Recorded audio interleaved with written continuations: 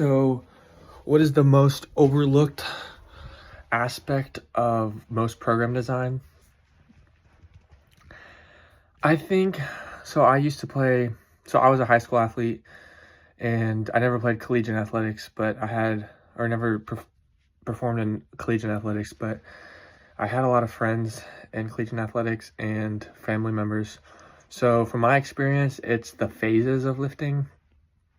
And so that's basically when you see on the board and they go, you know, 3-2-x-0, which defines like how long you spend in each phase. So that's with 3 seconds for the eccentric, then 2 seconds for the isometric phase. X means explode as fast as you can out of the for the concentric phase, and then 0 for the time between concentric to eccentric.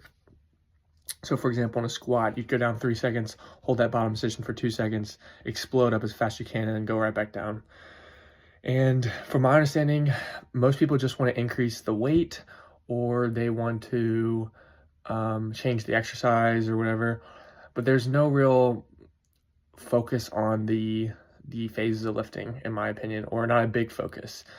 I think that should be honestly paramount, because that is where all of the benefits come from. So if you want to increase your strength, focus on that isometric phase and that eccentric phase.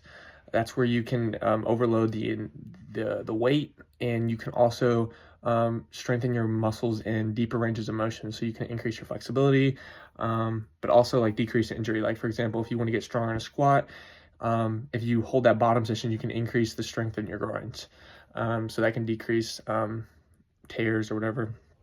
And then for the concentric phase, power. So, but just understanding how each different phase of lifting can benefit someone, I think, is the most overlooked aspect of most training protocols. For number 2, explain the difference. It was like explain the difference between, or how intensity changes with exercise and what that leads to. So, what happens is when you're at a low intensity, your body has a low need for ATP production, so it can easily go through anaerobic glycolysis, and then it can go through aerobic glycolysis and the Krebs cycle and the electron transport chain, and produce the efficient high amounts of ATP. But when you move to a higher need, a higher, more intense exercise, there is a greater need for, so let's say